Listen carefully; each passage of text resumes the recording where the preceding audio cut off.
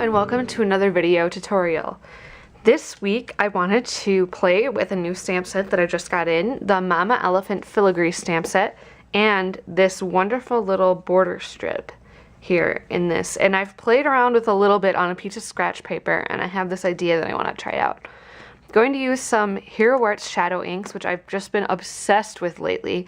I've been loving them so much. And I'm slowly collecting all of them. It's kind of a sickness, actually. And I'm going to be using 6 of them and creating a nice little gradient. So I have Green Hills, Mint Julep, Tide Pool, Cornflower Pool, and Navy. And I'm going to be using them in that order. And I kind of swiped them on a piece of scratch paper just to see how they would go. And I think I really like that order, so I think that's what I'm going to do. You could use any inks with this, though. And you could just do 1 ink or 2 inks or even just 3 and create a similar look, but it's kind of fun to use a whole bunch of inks. I've also gone ahead and kind of practiced stamping with this stamp because, you know, borders like this, you want to get a little bit of a feel for how to line it up. And I found that stamping from top to bottom works the easiest because you can see through the top and then stamp it down, and it's actually really easy to line up. I've also stamped it out 7 times here to kind of get a gauge on how big my stamped piece would be. I could continue it over this way because that's how the stamp was designed, but I think I'm just going to do 1 panel of this. And then I have my ruler out and I can measure that and see how many of each color I need to stamp and things like that. So I think what I'm going to do is start by stamping 2 rows of the green and then 1 of each of these and then 2 rows of the navy on this 4.5 by 4.25 by 4.25 piece of cardstock. This is just some Neenah Solar White cardstock. And then I can trim that down and use it on my card. So that's what I'm going to be doing here.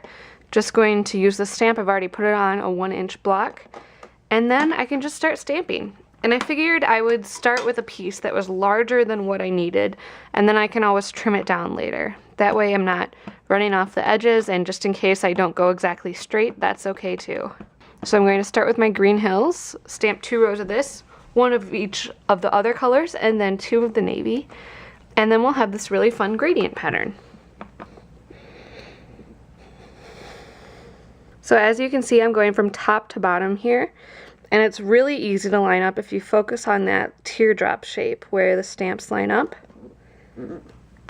And look, it lines up so easily, you can't even tell where I stamped it again, which is really great. And you have to remember, I'm not the most precise person ever, but I am a perfectionist. So if I could do it, you can definitely line this up very easily. So now I'll just stamp my other colors.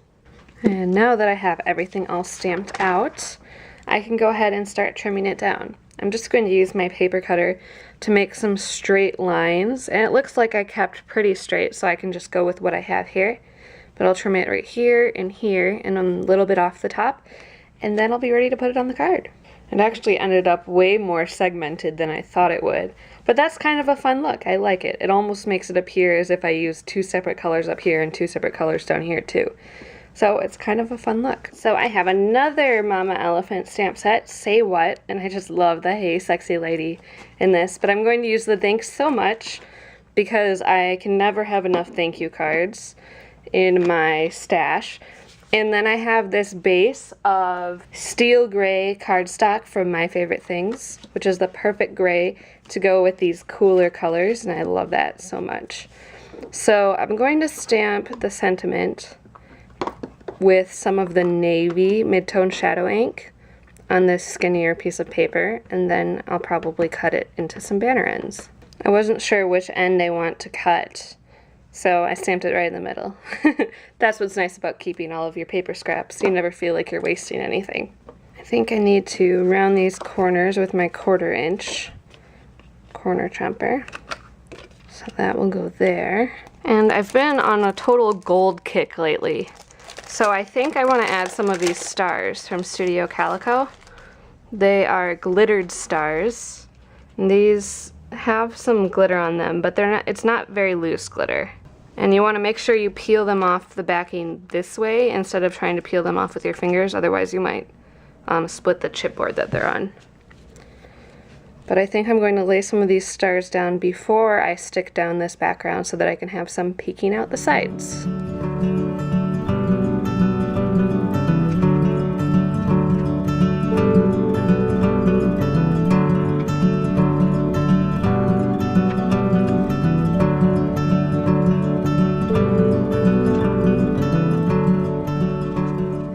Just stick this guy down with some foam adhesive. And then I think I'll have this guy go all the way across here, and then it'll be centered in the middle of this panel. That'll be kind of cute. So I'll put one layer of foam adhesive behind the Thanks So Much, and then 2 layers behind the other part so that it really sticks off the card and is level. And just because this is another embellishment that I'm absolutely obsessed with right now, I'm going to use some of these Basics candy buttons from Basic Gray and add some of the green over here to kind of balance out the card and create a nice triangle visual effect. And then just because I want to, I really like the glossy look of these candy buttons, so I'm going to add a little bit of glossy accents on top of the stars, and I think that'll help everything really come together. And there we have it. Here's the finished card. I've added some glossy accents. Now I just have to let those dry. But you'll see in the finished photos that the glossy accents dries perfectly clear and nice and shiny. So yeah, this is the card for this week, including some nice gradient stamping using some Mama Elephant stamps and my beloved Hero Arts shadow inks. So check those out if you haven't yet. All of the supplies used in this video will be in a link in the description below or on the blog post coordinating with this card, which is also in the description box below this video on YouTube. If you have any questions, make sure to leave a comment. And thanks so much for watching this week. I'll see you again next week with another video tutorial.